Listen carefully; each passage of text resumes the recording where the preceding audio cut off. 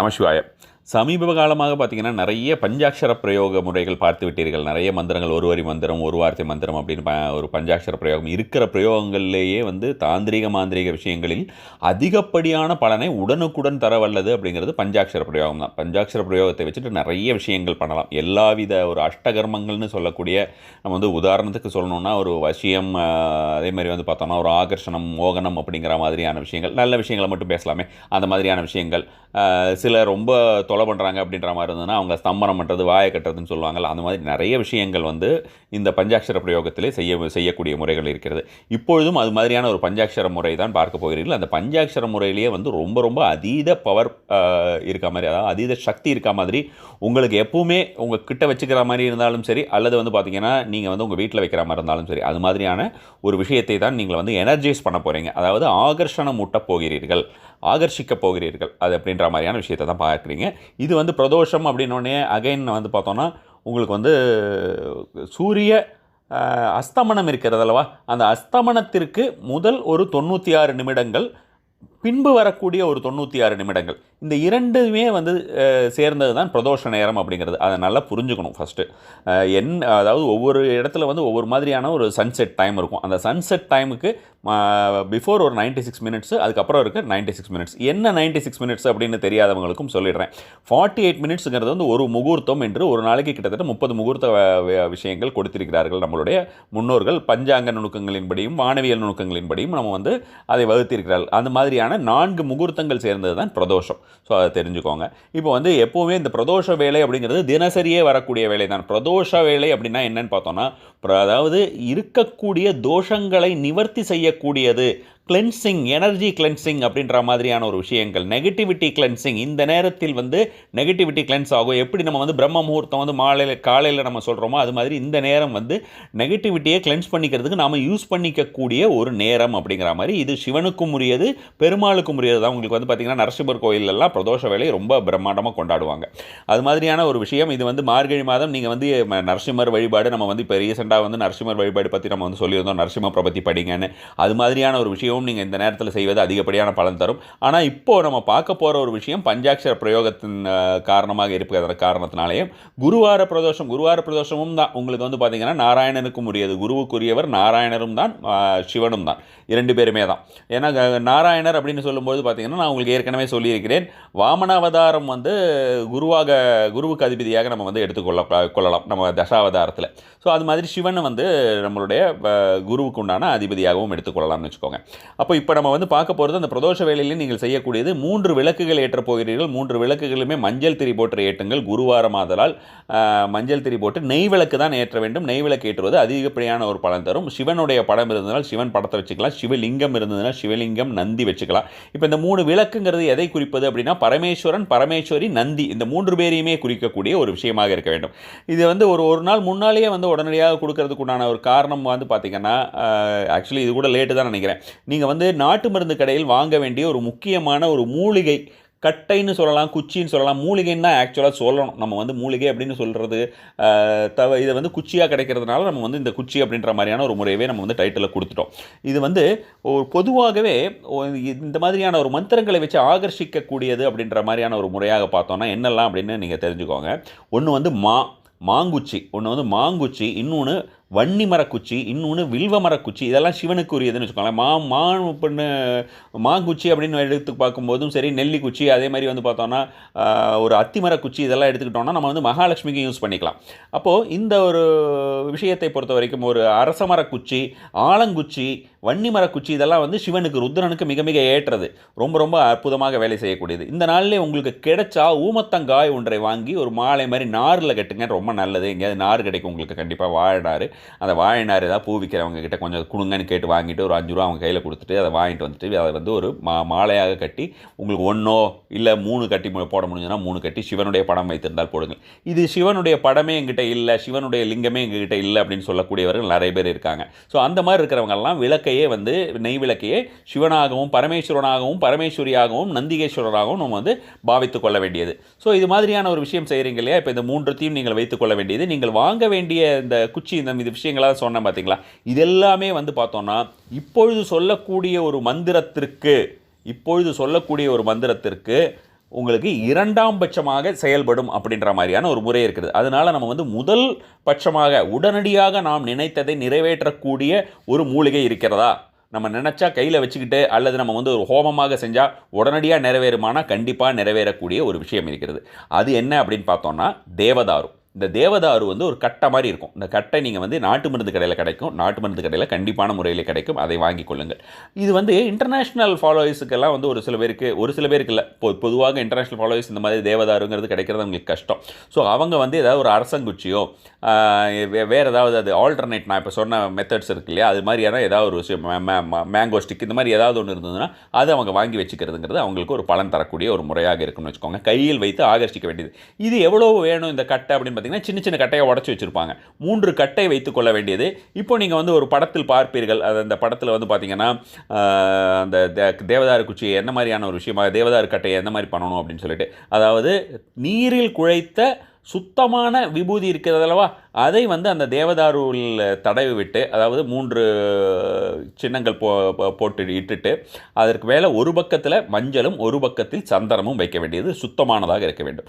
So 3 எடுத்து வைத்துக் கொள்கிறீர்கள். 3மே வந்து ஒவ்வொரு விஷயத்திற்காக. ஒன்று வந்து பண ரீதியான, அதாவது எல்லாமே வந்து செல்வ ரீதியாக அனைத்து வித செல்வங்களும்னு நம்ம வந்து அடிக்கடி சொல்லுவோமே, அந்த மாதிரி அனைத்து வித செல்வங்களும் கிடைப்பதற்காக தான் வச்சுக்கோங்க. அது ஒவ்வொன்றும் ஒவ்வொரு இடத்தில் நீங்கள் வைக்க போகிறீர்கள். இது 3த்தையும் வச்சுட்டு ஃபஸ்ட் எடுத்தோன்னா பார்த்தீங்கன்னா உங்களுடைய 5 விரல்களும் படும்படியாக 3த்தையும் வந்து அந்த நெய் விளக்கு இருக்கு இல்லையா, அதுக்கு முன்னால் வச்சுக்கோங்க. ஆஸ் யூஷுவல் சொல்கிற ஒரு விஷயம் இருந்தாலும் புதிய அன்பர்களுக்காக திரும்ப ரிப்பீட் பண்ணுறேன். எந்த ஒரு பூஜை செய்வதற்கு முன்னும் விநாயகரிடம் அனுமதி கேட்க வேண்டும். ஒரு சங்கல்ப முறை என்று இருக்கிறது. விநாயகர் சங்கல்பம்னா நம்ம வந்து என்ன வேணுமோ அதை வேண்டிக்கிறது.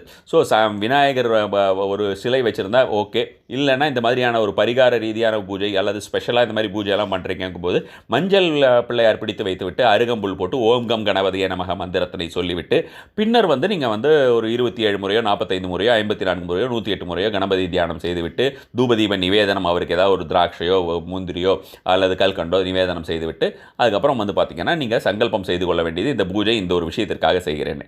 இதெல்லாம் செஞ்சு பண்ணிடுறீங்க. இந்த விளக்கெல்லாம் ஏற்றி வச்சிடுறீங்க. ஏற்றி வச்சதுக்கப்புறம் என்ன பண்ணுறீங்க அப்படின்னு பார்த்தீங்கன்னா அந்த 3 கட்டைகளையும் வைத்துவிட்டு நான் சொன்ன மாதிரியான ஒரு முறையாக செய்துவிட்டு அந்த 5 விரல் வச்சுக்க வேண்டியது, 5 விரல் நுனிகளும் படுமாறு ஒரு 3 கட்டைகளையும் அதை எப்படி வச்சுக்கணுமோ அந்த மாதிரியான ஒரு முறையாக வைத்துக் கொள்ளுங்கள். இதை வைத்துக்கொண்டு உங்களுடைய இதை கையை வைத்துட்டு இருக்கும்போது, வலது கையை இதை வச்சுட்டு இருக்கும்போது நீங்கள் வந்து உங்களுடைய தியானம் வந்து புருவ மத்தியிலே இருக்க வேண்டும். ஏதாவது ஒரு முக்கியமான விஷயத்தை தியானித்துக் கொள்ளுங்கள். நீங்கள் வந்து பொதுவாக எனக்கு எல்லா விதத்திலும் நன்மை சேர வேண்டும், என் குடும்பம் எல்லா விதத்திலும் நன்றாக இருக்க வேண்டும், என் நாடு எல்லா விதத்திலும் நன்றாக இருக்க வேண்டும், என் நாட்டு மக்கள் நன்றாக இருக்க வேண்டும், உலக மக்கள் நன்றாக இருக்க வேண்டும்னு வேண்டிக்கிற மாதிரி இருந்தாலும் வேண்டிக்கலாம். எல்லா விஷயத்திலையும் சுபிஷம் கிடைக்கும். இல்லை பர்டிகுலராக உங்களுக்கு ஏதாவது ஒரு விஷயம் இருக்குது, இந்த விஷயம் நடந்தே தீரணும் அப்படின்ற மாதிரி இருந்ததுன்னா அந்த மாதிரியான ஒரு விஷயத்தையும் நினைத்துக் கொள்ளுங்கள். ஒரு விஷயமாக செய்தால் உடனடியாக பலன் கிடைக்கும் அப்படின்ற ஒரு முறை இருக்கிறது. அதனால தான் சொல்கிறேன். இது நீங்கள் ஒவ்வொரு நாள் தினசரி நீங்கள் செய்கிற மாதிரி இருந்தாலோ அல்லது வந்து பிரதோஷ வேலையில் ஒவ்வொரு டைம் செய்கிற மாதிரி இருந்தாலோ திருவாதிரை நட்சத்திரத்துக்கு செய்கிற மாதிரி இருந்தாலோ இதெல்லாம் செஞ்சீங்கனாலும் உங்களுக்கு வந்து எக்ஸ்ட்ரா பலன் கிடைக்கும். இந்த ஒரு நாளில் மட்டும்தான் செய்யணுன்றதில்லை. இந்த பஞ்சாட்சர பிரயோகங்கிறது அதிகப்படியான ஒரு பலன் தரக்கூடியது. இந்த கையை வச்சிடுறீங்களே, வச்சதுக்கப்புறம் என்ன பண்ணுறீங்க, அந்த 2 தேவதாரு கட்டைகள் அப்படியே இருக்கட்டும். ஒரு கட்டையை மட்டும் கையில் வச்சுக்கோங்க. இதில் முக்கியமான ஒரு விஷயத்தை நீங்கள் பார்க்க வேண்டும். இந்த நாளை பொறுத்த வரைக்கும் மார்கழி முதல் நாள், தனுர்மாத ஆரம்பம், குரு வார பிரதோஷம் அப்படிங்கிற மாதிரியான விஷயம் இருக்கிறது. இந்த நாளில் மஞ்சளிலே சிவபெருமானை பிடித்து வைத்தால், உங்ககிட்ட சிவபெருமானே இல்லை அப்படின்னும் போது மஞ்சளில் சிவபெருமானை பிடித்து வைத்தால் அதிகப்படியான பலன் சேரும். குங்குமம் வைக்கக்கூடாது, சந்தனம் மட்டும் வைக்கணும். ஸோ இது மாதிரியான ஒரு விஷயம். இதை எப்படி மஞ்சளில் லிங்கம் பிடிக்கிறது அப்படின்னா அது இந்த வீடியோ முடிஞ்சோடனே தவறாமல் பாருங்கள். அந்த எப்படி மஞ்சளில் இது சிவபெருமான் பிடிக்கிறது அப்படின்ற ஒரு முறையும் கண்டிப்பான முறையில் செய்முறை விளக்கமாக உங்களுக்கு வரும். ஸோ அப்போ வந்து இந்த ஒரு விஷயத்தை வச்சு செஞ்சுக்கும் போது உங்களுக்கு வந்து பலன் பன்மடங்காக இருக்கும். அந்த மஞ்சளை என்ன பண்ணலாம்னா நீங்கள் அந்த மஞ்சளை எடுத்து தினசரி நீங்கள் வந்து ஒரு பிரசாதம் மாதிரி நெற்றியில் இட்டுட்டு போகலாம், தொண்டை குழியில் வைத்துக் கொள்ளலாம், மார்பு குழியிலையும் நாபி குழியிலையும் வச்சுக்கிட்டிங்கன்னா அதிகப்படியான பலன் சேரும். நிறைய சூட்சுமங்கள் இருக்குது இதில். ஸோ அப்போ நாபி குழியில் வேணாலும் நாபி குழியிலையும் நீங்கள் வச்சுக்கிட்டு கொஞ்சம் நேரம் கழிச்சு அதை உங்களுக்கு காஞ்ச உடனே நீங்கள் உங்களுடைய வேறு ட்ரெஸ்ஸு போட்டுட்டு போய்க்கலாம். ஸோ இந்த மாதிரியான ஒரு முறையாக நீங்கள் வந்து செய்துவிட்டு நீங்கள் சொல்ல வேண்டிய மந்திரம், அந்த பஞ்சாட்சர பிரயோகமானது லிங்கலிங்க ஓம் சிவாய நமக, லிங்கலிங்க ஓம் சிவாய நமக. முதல்ல எடுத்தோன்னா ஓம் அப்படின்னு சொல்ல வேண்டிய அவசியம் கிடையாது. முதல்ல எடுத்தோன்னா ஓம் சொல்கிறதுக்கு ஒவ்வொரு காரணம் இருக்கிறது. இதில் வந்து நீங்கள் வந்து டைரெக்டாக பிரயோகம் பண்ணுறீங்க. லிங்கலிங்க ஓம் சிவாய நமக என்ற பிரயோகத்தை தான் நீங்கள் செய்ய போகிறீர்கள். எவ்வளவு முறை செய்ய வேண்டும்? 108 முறைங்கிறது ரொம்ப மினிமம். இப்போ பிரதோஷ வேலைங்கிறதுனால இந்த ஒரு நாள் அபூர்வமான ஒரு நாள் அப்படின்ற மாதிரி, அதாவது தனுர்மாத ஆரம்பம் எடுத்த முதல் நாள்லேயே உங்களுக்கு வந்து பார்த்தோம்னா பிரதோஷம் குருவார பிரதோஷமாக வருது அப்படின்ற மாதிரி இருக்கிறதுனால 1008 முறை சொல்லுங்களேன். இது உங்களுக்கு 1008 முறை சொல்கிறதுக்கு 10-15 நிமிஷம் மேலே ஆகாது. இதற்கு நீங்கள் கண்டிப்பான முறையிலே ஏதாவது ஒரு சர்க்கரை பொங்கலோ, அதே மாதிரி வந்து பார்த்தோம்னா உங்களுக்கு ஒரு வெண்பொங்கலோ நீங்கள் வந்து அவருக்கு முடிஞ்ச உடனே சிவனுக்கு நீங்கள் நிவேதனம் செய்வதுங்கிறது கண்டிப்பாக தேவை. இதை குடும்பத்தோடு உட்காந்து எல்லாரும் சொல்லும்போது என்ன ஆகும் அப்படின்னு பார்த்தீங்கன்னா, நீங்கள் என்ன பண்ணலாம் அப்படின்னு பார்த்தா, குடும்பத்தில் உதாரணத்துக்கு ஒன்று சொல்கிறேன் பாருங்க. இப்போ மனைவி இருக்கீங்க, பக்கத்தில் வந்து கணவர் உட்காந்துருக்காரு.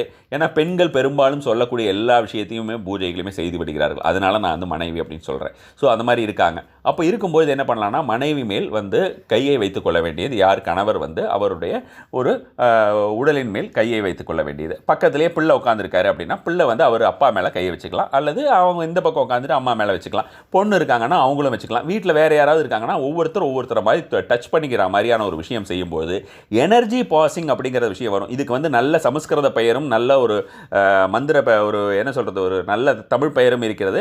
நம்ம அதை பற்றி டீட்டெயிலாக பார்ப்போம். ஏன்னா அதை பற்றினா அது விளக்கம் கொடுக்க வேண்டி வரும். ஸோ இந்த மாதிரியாக ஒரு விஷயமாக நம்ம வந்து இது செய்யும்பொழுது என்ன ஆகும்னா, எல்லாருமே வந்து மந்திரத்தை வந்து சொல்லிடும்பொழுது வந்து இந்த மந்திரத்துடைய பலன் வந்து யார் கையில் வச்சுட்டு இருக்கீங்களோ, யாராவது ஒருத்தர் கையில் வச்சுட்டு இந்த தேவதாரு வச்சு சொல்கிறீங்க இல்லையா, அப்போ வந்து 5 பேர் உட்காந்து நீங்கள் வந்து உதாரணத்திற்கு 1008 முறை சொல்கிறீங்கன்னா, ஒருத்தர் தனியாக உட்காந்து 1008 முறை சொன்னால் அதற்கு வந்து ஆகக்கூடிய ஒரு எனர்ஜியை நீங்கள் எனர்ஜைஸ் பண்ணுறது அப்படின்ற மாதிரியான ஒரு விஷயம் வந்து என்ன ஆகும், 5 பேர் சேர்ந்து இந்த மாதிரி ஒருத்தர் மேலே ஒருத்தர் டச் பண்ணிட்டு சொல்லும்பொழுது 5000 சொச்ச முறை 5040 முறை அப்படின்ற மாதிரியான ஆகிவிடுது. 3 பேர்னா உங்களுக்கு 3000 முறை எனர்ஜைஸ் ஆகுது அப்படின்ற மாதிரியான விஷயம் ஆகிவிடுது.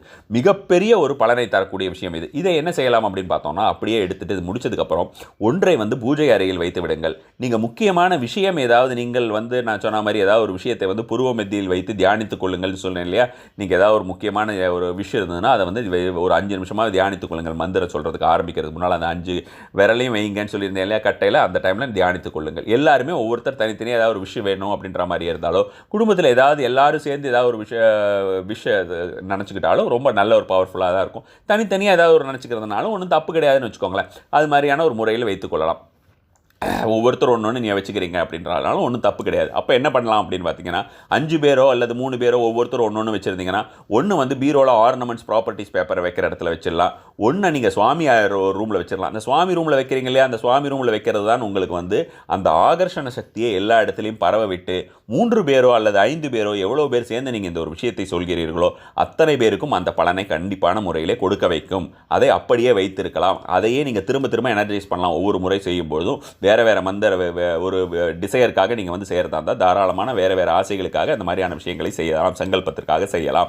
அப்புறம் வந்து இல்லை அப்படி நீங்கள் யாராவது ஒருத்தர் மீதி இருக்கக்கூடிய ஒன்றை வந்து பிஸ்னஸ் பிளேஸ் ஏதாவது இருந்தாலும் அந்த பிஸ்னஸ் பிளேஸில் வைக்கலாம். இல்லை மிகப்பெரிய ஆசை உங்களுக்கு ஒரு முக்கியமான விஷயம் நடந்தே ஆக வேண்டும் என்றால் அதை எப்பொழுதும் கையிலேயே வைத்திருங்கள். கையிலேயே வைத்திருக்கிறதுனா என்ன, பெண்களாக இருந்தால் அவர்களுடைய ஒரு பேக் வச்சுருப்பீங்க இல்லையா, அந்த பேக்கில் வைக்கலாம். ஆண்களாக இருந்தால் அவர்களுடைய வெஹிக்கிள் ஏதாவது இருந்ததுன்னா வெஹிக்கிளில் வச்சுக்கலாம். ஏதாவது கண்டிப்பான முறையில் இல்லை அவங்க ஏதாவது பேக் கேரி பண்ணுறாங்கன்னா. ஏன்னா பேக்னு ஏன் சொல்கிறேன்னா, இது சின்ன கட்டையாக இருக்காது. இது ஓரளவுக்கு வந்து ஒரு உள்ளங்கை அளவு ஒரு கட்டையாக இருக்கும். ஸோ அந்த மாதிரி இருக்கும்பொழுது உங்களுக்கு வந்து இதை வந்து இதில் வச்சுக்க முடியாது. இந்த ஒரு விஷயத்தை செய்து பாருங்கள். அடுத்த பிரதோஷ தினத்திற்குள்ளேயே உங்களுக்கு மிகப்பெரிய ஒரு நல்ல செய்தி கண்டிப்பான முறையில் வந்தடையும். கண்டிப்பாக நீங்கள் வந்து இந்த மஞ்சள் லிங்கம் வந்து பண்ணுறது எப்படி அப்படின்றத பாருங்கள். அதை பார்த்து அது மாதிரி செய்து வருவது அதிகப்படியான பலன் சேரும். வீடியோவுடைய இந்த ஒரு முடிவில் அந்த ஒரு செய்முறை விளக்கமும் உங்களுக்கு கண்டிப்பாக வரும். நம சிவாய.